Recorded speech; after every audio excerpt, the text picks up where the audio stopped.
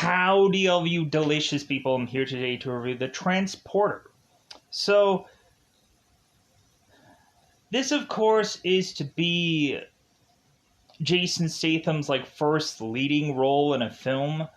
And that kind of catapulted him to go on to be this big, massive action star that a lot of people would want to go on and have him be leads after this. Because, of course, Jason Statham was in the movie The One with Jet Li, and Jason Statham, of course, was to originally be this fight choreographer, and he transitioned to start to get roles, and things started to eventually just start to like escalate and kind of mow over, and eventually he started to get more and more roles, leading roles, rather than just kind of being the sidekick of a story, because I think he was also in Ghost of Mars. So, which is kind of a weird, goofy film, but it's a John Carpenter film. Freaking heck yeah. So, immediately I would say also this, it's interesting, this movie was so good that it garnered franchises and reboots and series. And a lot of people might go on and be like, oh yeah, I only watched The Transporter, the series, or I only watched the Refueled reboot, or I only watched XYZ thing. And then I found out retroactively about this movie and oh, this movie. It is kind of funny. We have, you would think that this movie would kind of be built up as more of it being like the Ryan Gosling movie Drive, where we just have this guy go on and do these kind of little small projects with this vehicle, and that would be it. And maybe the escalation of toughness would eventually happen, and by the end of this movie, Frank would probably get caught or something like that. But no, we eventually just have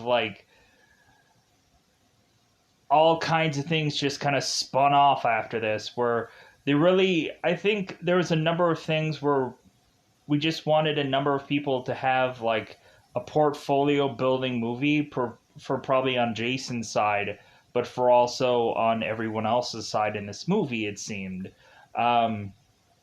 Because this movie kind of goes all over the place.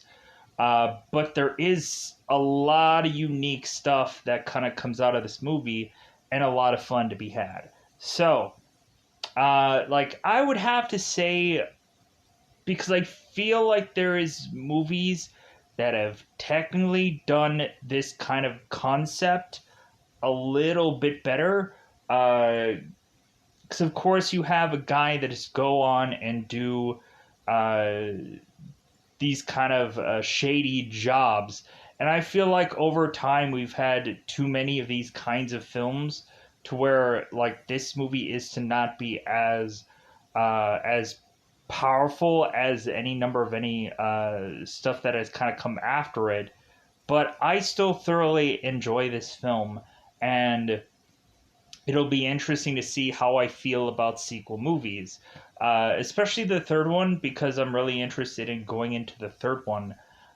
Simply because, I think for the third one, we stay a lot more into the car part of things, and I like that. I like that we have this story to really be that the character has to stick with the car for reasons, and I enjoy that story, and it seems like everything is to be done within the car, and I enjoy that a lot more than the way this first one goes into.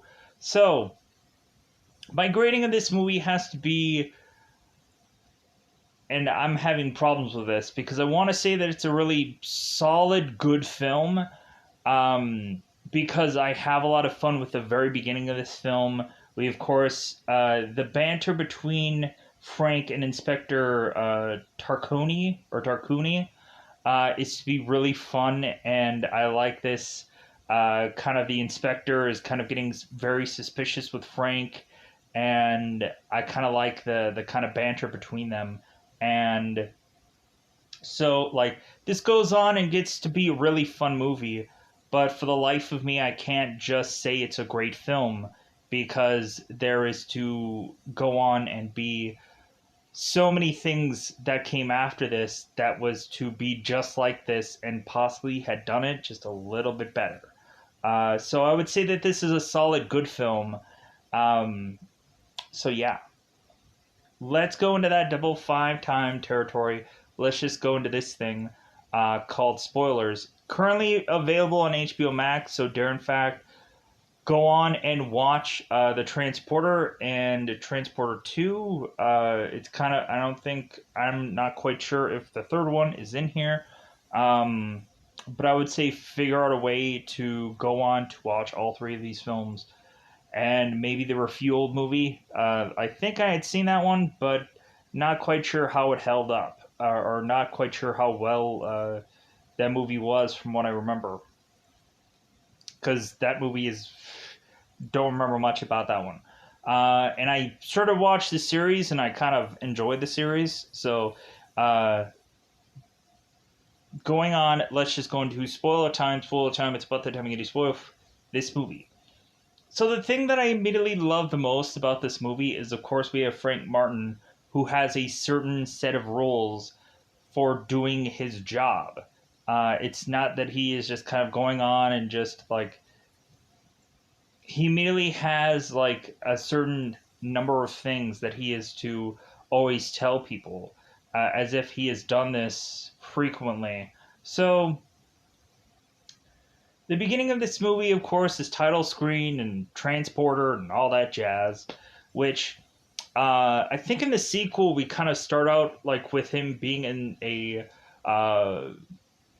kind of like a parking garage kind of thing. Like we start out kind of the same thing within the sequel. So, and immediately like, and this is like anything from sequels and whatever, this is all from memory. Like I think in the sequel they have like some guys who are trying to jack Frank's car in the sequel. And that's how the film starts out. I think the third one starts out with uh, Frank being told that one of his other transporters died. And so he's going on and trying to figure out what had all happened with that or something, some kind of jazz. Let's get into this one. So Frank goes on, and he, of course, is to show up at this bank that, of course, is being robbed by some thugs. All of a sudden, Frank is to immediately not want to drive his car because there are four thugs when there should just be three. And so he will not start the car until they get going here, with getting rid of one more guy, because Frank is to have a certain amount of gas to get them to where they're going, and also he has a uh, thing of shock absorbers that are to be installed in his car to have been prepared for the number of people inside of his car. So we have the one thug that is to forcibly shoot the head of one of the thugs, boot him out of this car, and so like, okay, go. Because Frank is to, of course, have ignition codes keyed up into his car so these people can't just drive off. So Frank goes on and gets going, and so we immediately have him kind of like swerving all over the place, which is like kind of really so cool because we have this like area being like so narrow, and we immediately have it to where Frank has probably in his head organized this way of getting around all these cops numerous times over, as if he's probably practiced this, or if he is to kind of know certain routes and so on and so forth to get out of here. Because he probably has gone on and figured like, okay, like if somebody's going to be robbing this bank, then I could probably go in these number of directions because he knows this city like the back of his hand. So we have some of these police officers who, of course, are to smash into these certain areas of certain things that are kind of popping up at that specific time. So Frank goes on and, of course, is to make it to this bridge where all of a sudden we have these police officers, like things are starting to get like cornered off. We're thinking like, oh my god, Frank isn't going to get away with it. I guess he's not that good, so on and so forth. And so all of a sudden, we have this one uh, truck that is kind of hauling a number of vehicles behind it. It's kind of one of those uh, things that are to be towing around a number of vehicles on it. And so Frank goes on and is to drive off of this bridge to jump onto this truck hauling all these vehicles. And so the cops are trying to chase after Frank. They're like, I want to get to that guy. They aren't saying it because they have no lines. One thing about this HBO Max version, there is from time to time some times when people aren't actually speaking English in this movie. And of course, we don't have it where it's subtitled out, where you actually get to see what they're saying, because I guess they figure, like, well, like, there isn't enough subtitle in here for us to matter, or for it to matter.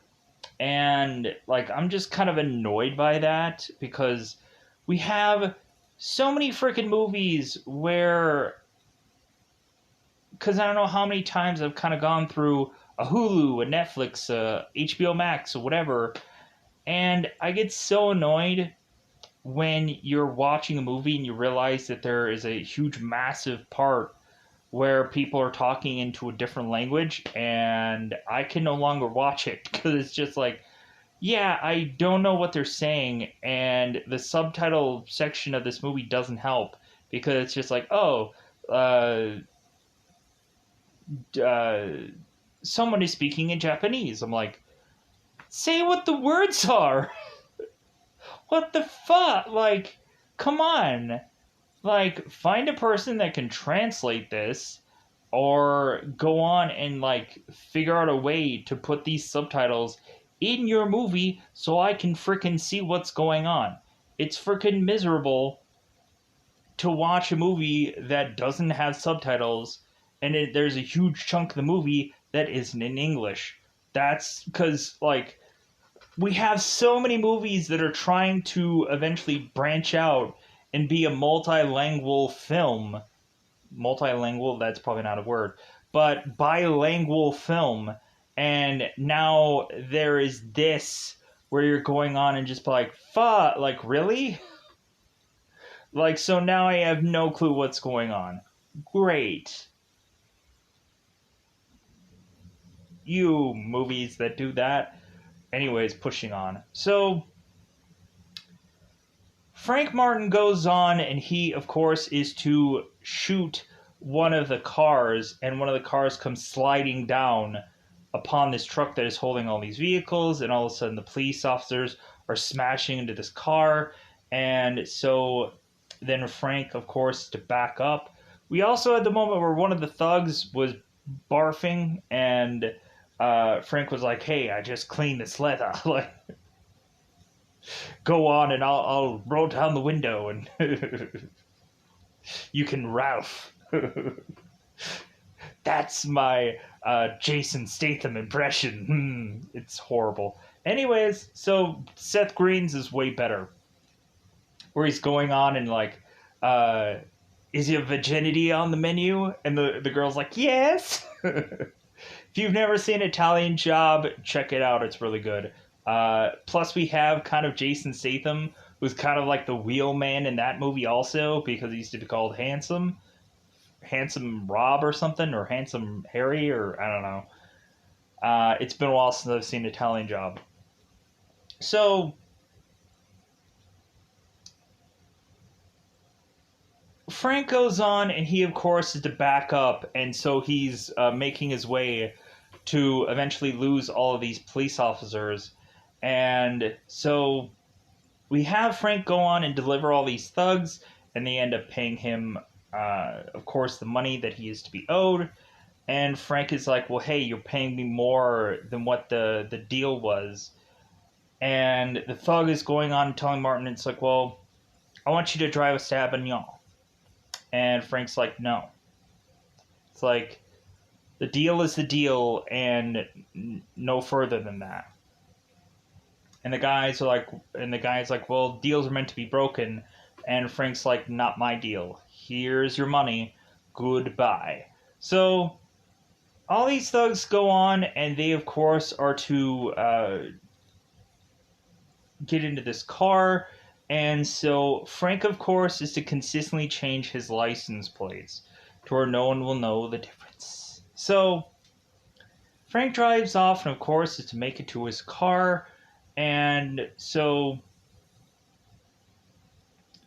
we all of a sudden have it to where Inspector Tarconi, of course, is to make it to Frank's doorstep. And so it seems that both of these characters have a really good rapport. You'll get to see Inspector Tarconi through like a lot of these movies. So they kind of keep bringing this guy back, which is really cool. So,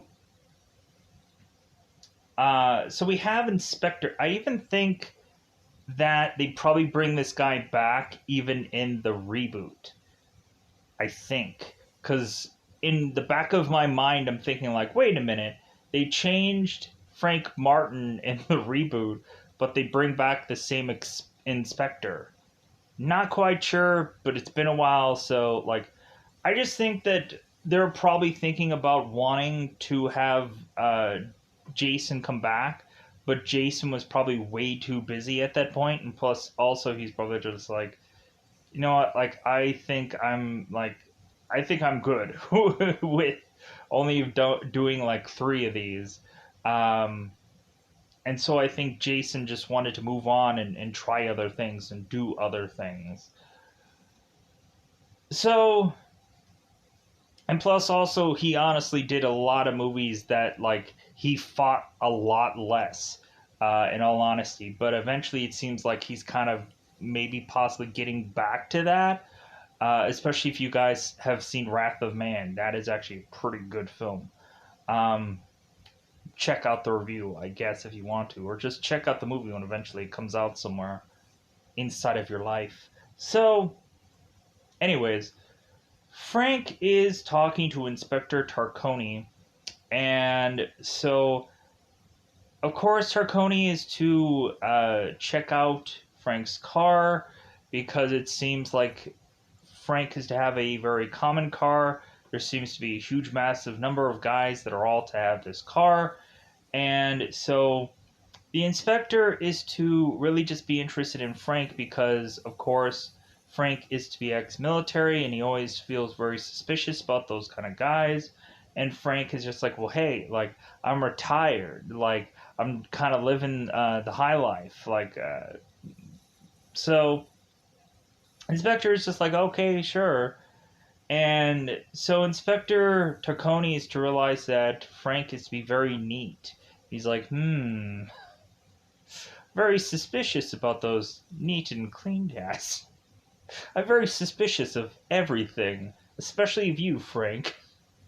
So we go on, and so Frank, of course, is to get a call for another job. So Frank is to go on and meet with, I'm assuming, just a guy that really doesn't actually have a name in this movie, because why would anybody? So Frank is to meet with these 2 men that, of course, are to have a job for Frank. And so the next job, of course, is to be this kind of, this luggage kind of job where it's like this big, massive bag. And Frank is to, of course, ask the size of the bag, the measurements of the bag. And so, of course, when they start giving names, Frank is just like, no names. And so throughout the movie, we start more and more to find out every role, of course, of Frank, which, of course, is to be like, to not change the deal, to not look in the package, to no names, which I'm not doing them in order.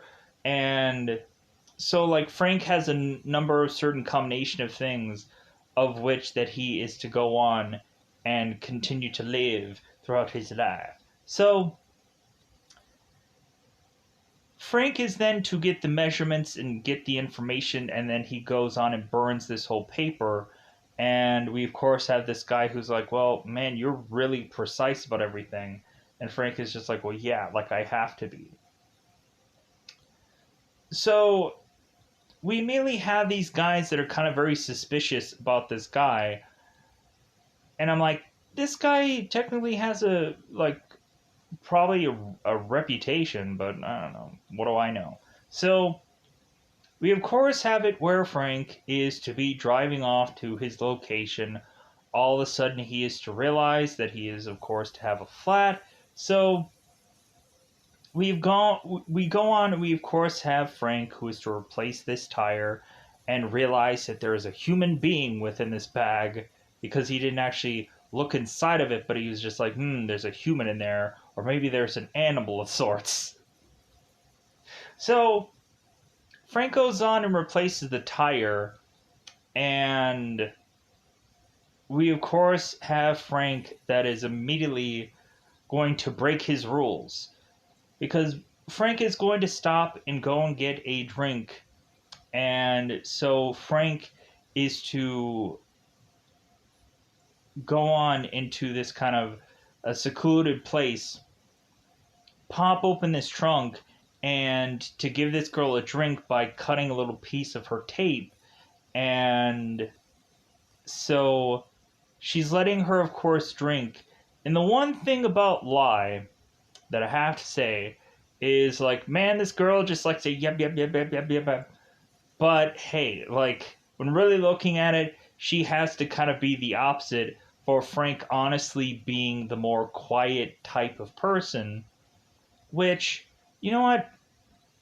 I actually like main characters that are kind of the very quiet type, where, like, we would probably have it more now where we would have a lot of leads or a lot of characters that would just cuss their way through a film, and I'm like, God, really? Like, where we, of course, have, like, certain comedians that have to just, like, mother this and mother that. Like, it's annoying. But anyways, so Frank then goes on and he's to give this girl a thing of juice, of course. And then all of a sudden, this girl is to consistently go on and bang this trunk consistently to where Frank is to pull over and just be like, what? What do you want me to do? So the girl is mentioning that she has to pee, and Lie is saying this. And so Frank is just like, well, okay. So he gives her enough rope to hang herself by basically telling her, okay, you have 1 minute to pee. Go ahead and pee. Rush out there because I'm already counting down 59, 58. So this girl goes out there and pees, and Frank is just like, you never should have broken the rules. So Frank goes out there and is to realize as he's retrieving her with this rope that she had gone on and stuck this rope to a tree. And so now Frank has to run after her to get her. And so we have Lie, who's just kind of running off. She's stumbling upon these rocks. And so Frank does finally get back to her. And he's like, well, hopefully that pee was really good for you, because you're never going to be doing that again for the rest of this trip. As he goes on, he kind of chucks her over his shoulder to make his way back to the car, where he realizes that there's two police officers that, of course, are to be there. And, of course, Frank has to now figure out a way to not only take these guys out, but to keep Lie at arm's length. So Frank goes on and knocks both these police officers out and kind of shoves them in his trunk. I guess Frank has a really massive trunk. And so Lie is now being shoved back into this bag and is, of course, to be kind of put in back in this trunk. So Frank is to make his way to this whatever vague location, and so we have a guy who is to just be called Wall Street within IMDb and a number of things. Like, I was trying to track down somewhere if there was an actual name for this character, but I was like, okay, like we don't really have names for much of anybody in this movie, so why would this be any different? So, one thing that I do like about this song, that of course, like, there's actually some decent music in this movie, but I kind of like the like this one song that they kind of use, my baby. Da, da, da, da, da. Uh, this song is actually to be used as a theme song from a show called Platinum. Like, I think this song is called Platinum, and I think it actually gets used in some theme song of some show. So that's kind of cool that whoever these artists were to go on and eventually like have a theme song of some show somewhere. So, because I actually liked this song anyways. So, the guy Wall Street is to make his way after going and kind of checking on a number of people that are at his pool.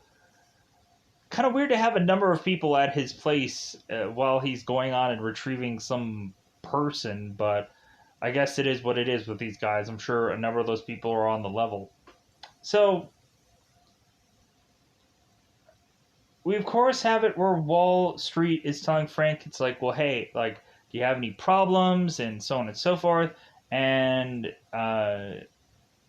so Frank just kind of had a flat tire, and so the guy goes on, and of course is to like retrieve the bag, and so we of course have Wall Street that's telling Frank, it's like, well, hey, like, you know what, my name is, and like Frank is like, no names, and so we of course have Wall Street that's consistently like, I like this guy, yeah. So Wall Street is to give him a briefcase and just be like, hey man, like, do you want to make some extra money? Do you want to make some extra dough? Frank's like, sure, I have nothing better to do. And so Frank is like, wait. And so Wall Street is to hold this briefcase, and he's like, kilo. So Wall Street is saying for him to go and take this item to a location that he'll probably never really get to, so it doesn't really matter. So Frank is to go on and take this money, and he's like, okay, this seems easy enough. So Frank goes on, and he is to deliver this item, but first he is to go and eat a meal somewhere. And as soon as he is to eat this meal and make his way on to making it back to his car, after he is to get some item out of this this vending machine, all of a sudden Frank is to realize that his car is to explode, and Frank is to smack into this windshield. So now Frank is ticked. So Frank goes all the way back to where this place is, crashes through this door as he like knocks on the door, and is to like run back and then run and smash through this door. And so all of a sudden we have these guys that are whipping out their guns, kind of playing this poker game. And so Frank, of course, is to have this door kind of shield him, and so he goes after these poker people and starts gunning them down. To all of a sudden, one guy is to smack into this mirror. And the one thing that I like about this movie is like the prop fighting. That we have a number of items that are kind of helping Frank like maneuver through a lot of this film. That Frank doesn't just use his legs and his fists, he uses random props that are just kind of anywhere to fight people. It's very rare that you have a movie at this time that would go on and do something like this.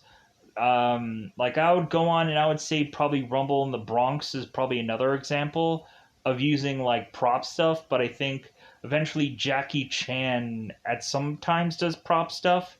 But if anything, he more goes on and does these kind of like unique maneuvers with tight spaces and him kind of like squeezing past certain things. You kind of even see that in Rumble in the Bronx, where he just likes to do these kind of like very uncomfortable maneuvers.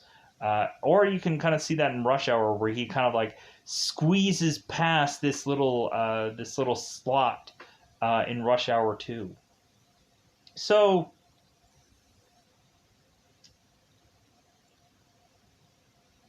Frank goes on, and of course he is to uh, make his way kind of up the stairs, and he finds two guys with axes, and so he's kind of taking these guys out, and eventually he grabs a chandelier, and he's starting, or this like this little candle, this little or this little light fixture, and he starts fighting these guys off with this light fixture. So Frank guns his way through this building and is to have Lai, who's starting to make her way through this door, still tied up into this chair. And so Frank makes his way to go and just grab this car, and considering like they owe him a car, he's just going to take theirs. So Frank is to go on and start driving away with this car because he realizes the one guy that he was after is not there. So we all of a sudden find out that Lai is in the back seat of this car, and so Frank is just like, no, no, no, no, no. Like, God, like, it's like you're like crap, like you're everywhere. like a dog's crap. You're just everywhere. So Frank goes on and dishes Lai, and then he's like, I'm freaking out of here. And so all of a sudden, we have it to where Lai is screaming in the background, and Frank should be like, F off, Lai! I'm done with this movie. I got my pay. So Frank is like, yeah, I can't leave her. There's something about her. There's something attractive about her that hopefully I'll be able to bang later on in this film. As soon as I continue to keep that tape on her mouth. That's horrible! You'll find out why in this film. So Frank then goes and dumps this girl into the trunk and makes his way back to his place, where of course he is going to finally drag this girl into his home and then eventually tell her, it's like, hey, I ask the questions, you answer the questions, that's it, and here are some ramen noodles. So Frank is going on and asking Lai questions that of course she embellishes on, so Frank continues to slap the tape on her. Frank just wants to know like who those guys were, like how much trouble is he in, so on and so forth, like who she was, blah blah blah blah blah. So Frank continues to put tape on Lai, and then is to give her food. And when Lai is to finally take the tape off, we of course have her asking, it's like, hey, where are you going? And he's like, to bed. She's like, should I leave? And he's like, be my guest. You're probably going to die anyway, so you might as well just go on and eat up. So Frank goes on and leaves, so that way Lai can start go through Frank's house to find out that I guess Frank was previously in the military. And so we have, of course, the very next day where Frank is to wake up. It's in the morning. And so Lai is to be making mandolins and try to win over Frank and go on and like try to make him coffee and tea and whatever. And so Frank is just like, I like quiet in the mornings. And Lai's like, oh yeah, me too, definitely. I love quiet. Love quiet, you know? You know how many times, you know how many things like that would be just quiet right now? And Frank is just like, really? Like, do you not get what I'm dropping down here? And then Lai's like, oh, I get it. So Frank goes on, and so we have Lai that's asking like, hey, do you want some milk with your coffee? And Frank is saying like, well, milk will eventually be at the door. All of a sudden, when Lai is to open this door, she's to find out Inspector is back on the case. So Inspector is to go on and find that there is to be this license plate that he is to plop right in front of Frank and say, yeah, like I found out that this car had exploded, and coincidentally, it's to be of your car because I remember license plates just weirdly. So Frank is to mention that his car was stolen and that he was going to report it today. And so the inspector, of course, asks Frank, it's like, well, how did you get back home? That seems really weird without a car. And Lai mentions that she was to go and pick up Frank because he had a kind face. He's a rude piece of but he had a kind face. That's not what she said, but like that's honestly how Frank just is for most people, sadly enough. So we also have, of course, where Lai is mentioning that she is supposedly the chef, of course, for Frank as he's making mandolins. Where, of course, the inspector is like, yeah, mandolins, like, just reminds me of my childhood. So, we have the inspector kind of looking over Lai's car, which is not actually Lai's car or Frank's. So, the inspector is just kind of done kind of looking over things, and Sophie starts walking away. He wants to pull Frank over, and he's like, well, hey, like, you know what? I'm not really exactly buying all of your story, Frank, but, like, maybe if you want to go in the office later to report all the stuff that has kind of happened to you, maybe you'll have a different story at some point. And so the inspector just kind of walks off. So we have Frank that, of course, is to make his way back into this house. And so what happens or proceeds after this is we have Frank's house that ends up getting blown up. So forcing both Frank and Lai to have some weird underground, underwater thing for Frank to eventually jump into to make his way kind of with the scuba gear to make it into some other's neighbor's home, so that way he can kind of make it through this place to find out if there's clothes that are available. And all of a sudden Lai is to start to take off hers to go on and start making out with Frank and a little bit more than that. Ga-bang, bang, bang. So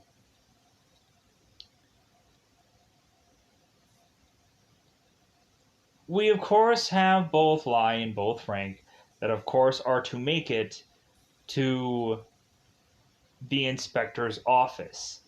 And now the inspector is asking Frank, it's like, so your house blew up and you were nowhere near the house. And Frank is like, yep. Like me and Lai were going off just at some like part of this bay where no one could see us weirdly, and like that's our alibi and we're sticking to it. So, and the inspector is just like, okay, well, like, you know, the people with this kind of firepower, like they don't get the wrong address. Like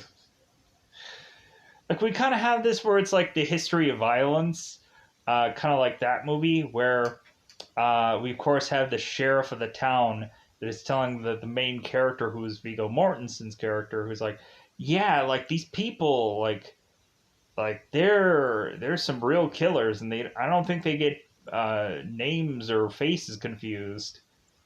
And so it's like, well, they did for me. I think the guy was named Tom, and they confused him with Joey, I think. So until we find out what the real story was. So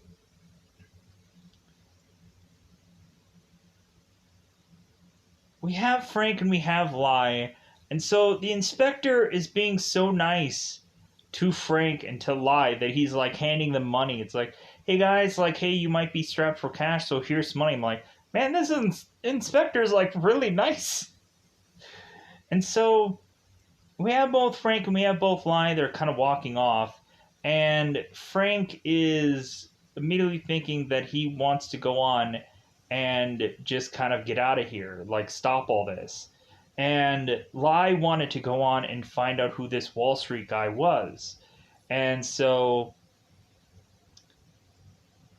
Frank is telling Lie, like, hey, you have an opportunity right now to just start over, because Lie is telling Frank, it's like, well, hey, like this guy took your car, and Frank's like, I'll buy a new one, and she's like, well, this guy blew up your house, and Frank's like, well, I'll build another one, like I can start over, and like I'll have no qualms about all this, because like what are they going to continue to do, chase after me really? Like they're messing with the wrong guy. So we finally have it where Lie is to talk to Frank and just say, like, well, hey, there's 400 people in this container, and the only person that knows about all this is that one guy. So I need to go and find that guy to get information out of him, and she needs Frank's help. Frank is like, so you've been using me all along to just butter me up, to just try and get me to help you. Really, I think there's probably a reason why. We can easily understand why Frank didn't have Lie in the sequels or anything else. Simply because, one, they probably didn't want to like repay anybody else to go into other films. They'd probably have to pay Lie more or whatever. And they're just like, why? So, but yeah, they could have easily wrote her off for the sequel to just say, like, no, like, this girl, like, there's a reason why her name is Lie in this film, because she does it a lot, to where probably just burnt Frank out to just be like, nope, like, I'm not gonna help this girl anymore. Like, I'm donezo with this. Like, we had wham bam, thank you ma'am, goodbye. So, Frank wants nothing to do with Lie and just wants her to go away, but Lie kind of just gets it to where Frank is just like, okay, fine, I'll go with you just to kind of shut you up, kind of thing. So Frank goes on and is to meet this Wall Street guy at his business. And so we have Lie, who just whips this gun out and is to want to get this information about these containers. And so Wall Street guy is talking to Frank and saying, like, is that the story that she's trying to sell to you? That probably some relative of hers is in some container? Well, hey, like, you're gonna meet her father here shortly, and he'll explain this all to you. So we have Mr. Kawai, or Kawai. I'm probably ill pronouncing that because I don't remember when they actually say the name of this character in this film.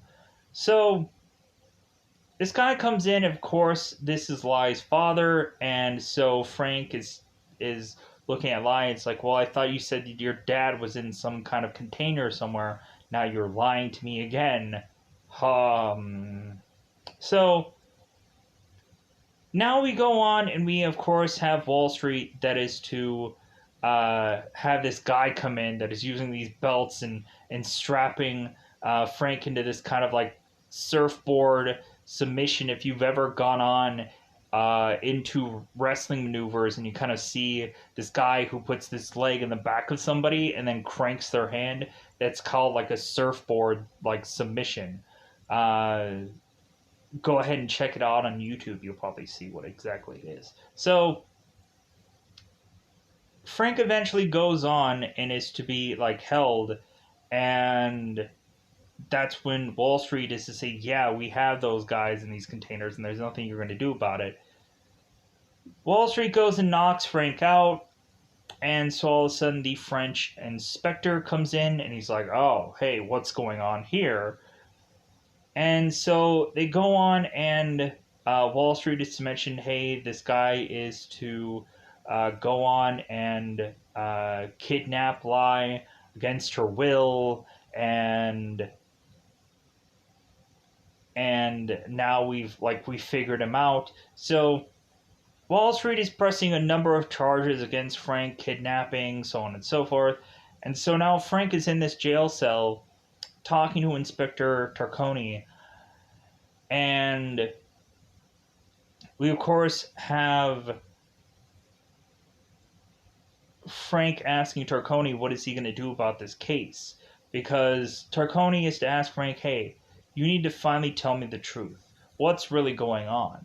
And so Frank is saying that there is to be 400 people in this container somewhere, and he's wondering what Tarconi's going to do about it. So he's like, well, I'll just go on and open up an investigation about it. And Frank is just like, how much time is that really going to take? Like, these people don't have 12 months for you to wait to try and solve this case. Or this case may be gone and done after one day, because they might be speeding this up. So Inspector Tarconi is asking Frank, it's like, well, how long do you think that you can get this whole case solved? Do you think possibly you can get this solved in 12 hours? And Frank is like, a lot less. And Tarconi is just like, well, you know what, that's too bad that you're kind of in this cell, because you could probably solve this case pretty quickly now, Frank. And so Tarconi is having this this cell wide open, and Tarconi is just kind of looking at him like, are you going to do something? So all of a sudden we have Frank, who is held Tarconi's gun at gunpoint, and is telling everybody, hey, don't do anything stupid, come on. And so both Frank and Tarconi are to make it out of this precinct, and so Frank is to make his way onto this boat, and so he of course is to make his way to this place where there is a number of shipping containers, where he's going on and taking this this kind of medical stethoscope, is that the word? And so he's kind of pressing this against these containers to go on and try to figure out exactly where these people are being held at. But we go on and we find out that Wall Street is to already have these containers into these vehicles, and they're being shipped out. So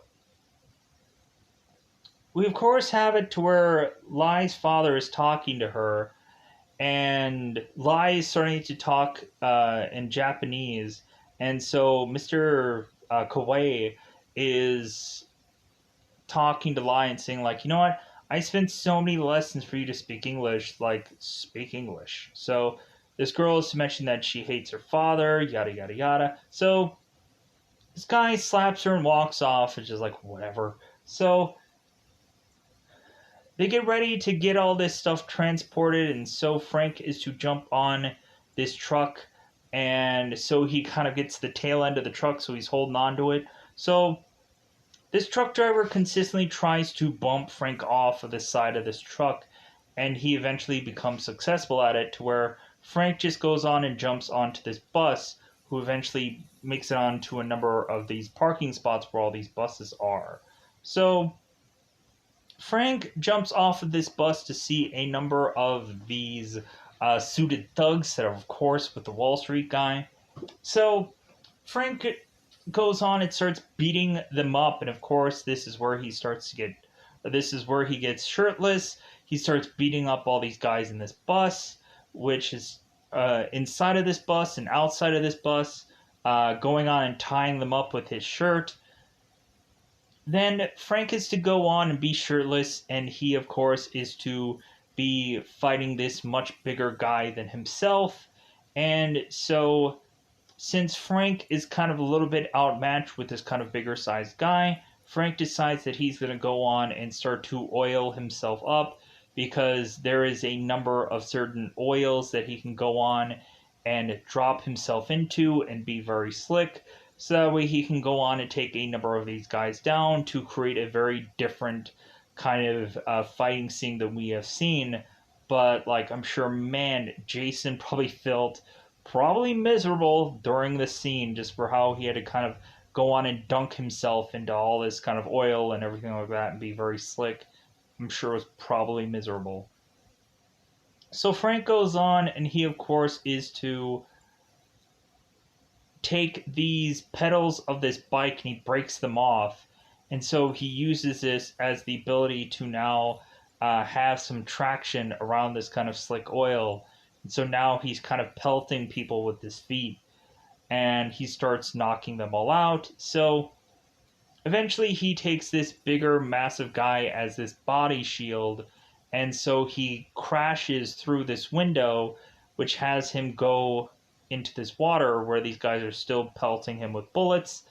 And so at one point we have to where they kind of dunk this gas in this water and light this water on fire. And so Frank is kind of using this dead body as now this kind of breathing apparatus. And so he's swimming around to try to get out of this spot so he can go on and retrieve his shirt back and then try to make his way back into making to these guys who, of course, have this container and ships and trucks and cars and whichever.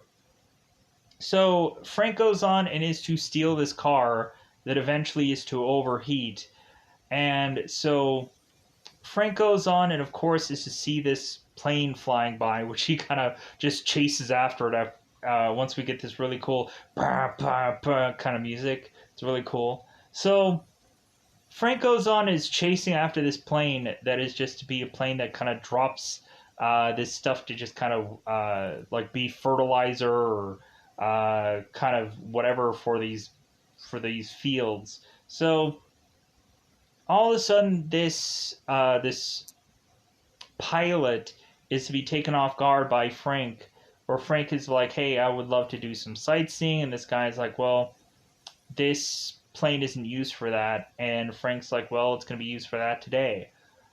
So Frank and the pilot go on and fly right by, of course, this truck so he can drop on top of it.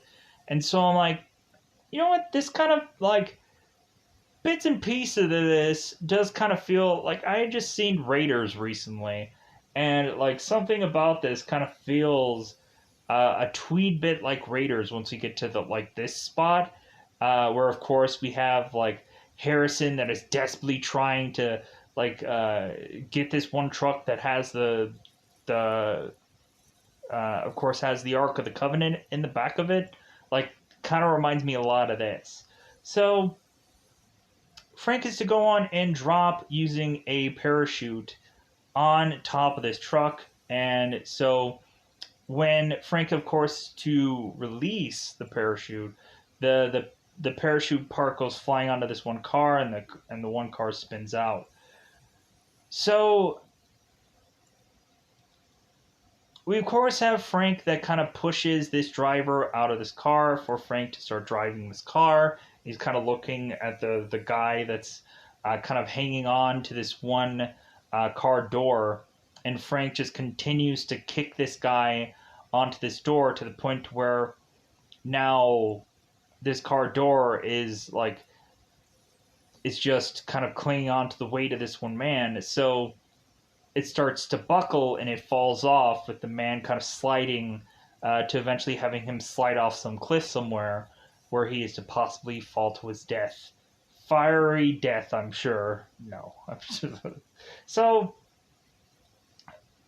Frank is going on and continuing to like drive this car or drive this semi truck. It's like, yeah, So we of course have it to where the Wall Street guy is to try and fight off Frank here, and he's doing a very good job of it, to the point to where like Frank is to like fall in front of the truck, but it seems that he figures out a way to get back after this Wall Street guy. and is going to like choke him out while still kind of controlling the steering wheel to eventually get it to where Frank is to toss this guy out of the semi. And so Frank is kind of controlling this, and like here's where we kind of get to the real ending of this film. With this being an hour and a half movie, I should have probably done this way quicker than this, but it is what it is. So Frank goes and parks this truck and is to make his way out of this truck. All of a sudden, for Mr. Kawhi or Kawhi, to now go on and have Lai and now have Frank. And so Kawhi is telling this guy to go on, and if this girl makes one maneuver, shoot her. So Frank and this guy are going off to eventually have Frank being shot by this water, and Frank is to make a joke where he's like, I'm not in for a swim today. So Frank goes and grabs this one rock to make it so that he's probably going to chuck this rock at this guy, weirdly. I guess to kind of catch him off guard. So all of a sudden in the distance, they find out that Lai is to be shot. Which I'm like, there's no way that that's going to end like that. And so all of a sudden, we of course have it to where Quay was mentioned that hopefully his daughter will eventually like learn and move on. And so all of a sudden we hear the gunshot in the distance, and then he's like, well, maybe not. So this guy is gearing up to shoot Frank as he wants to see it coming. And all of a sudden we end up seeing a bullet not coming to Frank, but instead coming to Mr. Quay. He falls over, and he is now dead, sadly enough. So all of a sudden we have both Lai and we have both Frank, with Inspector Triconi is like, yeah, Frank, you wrapped this up a lot quicker than I thought. I'm really impressed. So all of a sudden Lai is grabbing all these people, telling them like, hey, come on down. What if we would have gone on and they would have opened this truck and no one would have been in there? Man, would that have been a crappy story to have. Anyways, so that, of course, is the way that this movie just kind of wraps up. And yeah, so I think I'm going to wrap this up here. I'm going to get out of here. Bye, everybody. Bye, buddy.